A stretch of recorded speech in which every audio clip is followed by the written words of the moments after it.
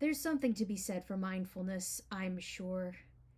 Of course, I say I am sure, but I am about as sure as an arachnophobe averting their eyes from someone's prized pet tarantula and saying, "I'm sure it's a lovely, friendly pet. You must really enjoy its company." This is overstating things. I'm being quite unfair to mindfulness. I can enjoy a good guided meditation or mindfulness exercise once in a while, on the right day, with optimal wind conditions.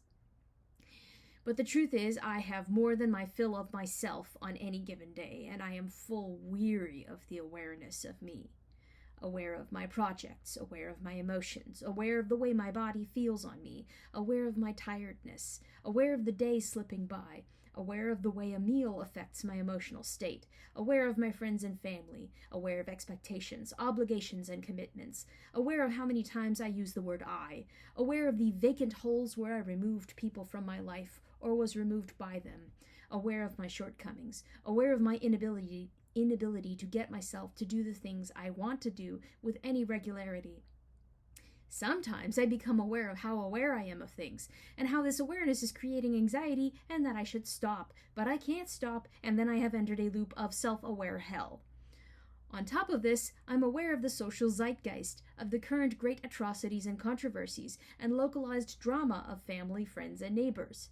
And if, in all this, I forget that I have emotional and physical limitations, I am made forcefully aware of those limitations as I crash and burn at the end of my energy for the day, long before the day is over.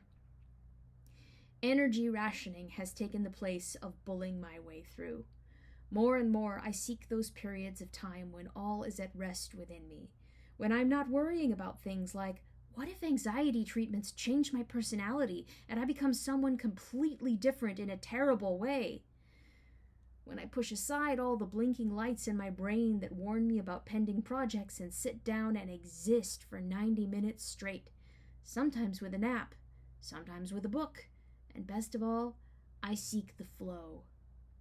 The flow is a place of bliss.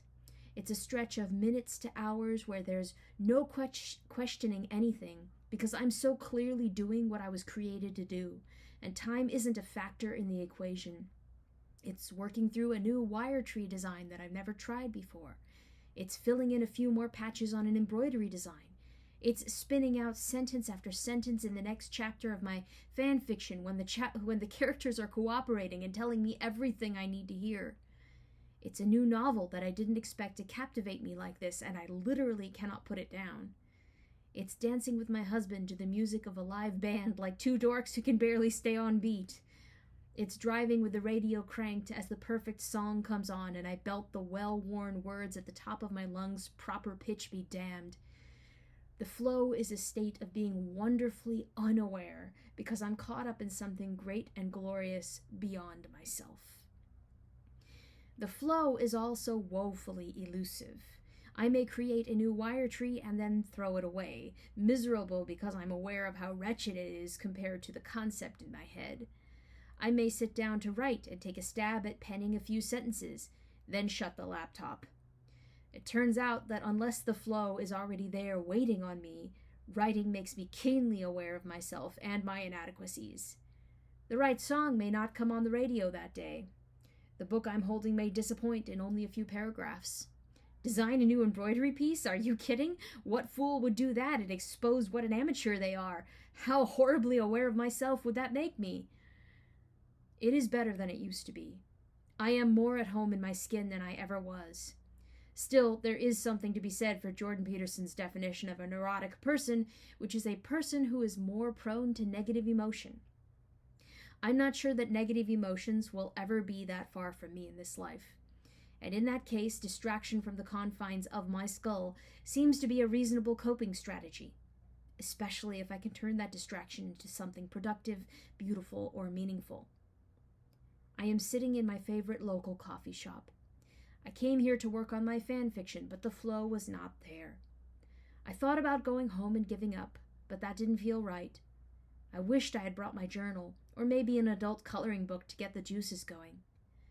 Recalling that I was about to receive my own website and blog soon, I switched tracks and found the flow was just waiting for me in a different place today. It was waiting with a blog entry. So I wrote this piece, and I wasn't even aware of my fingers on the keys as I laid in word after word. And once again, I got the sense of rightness, the feeling that everything in my life was worth it just to be in this moment.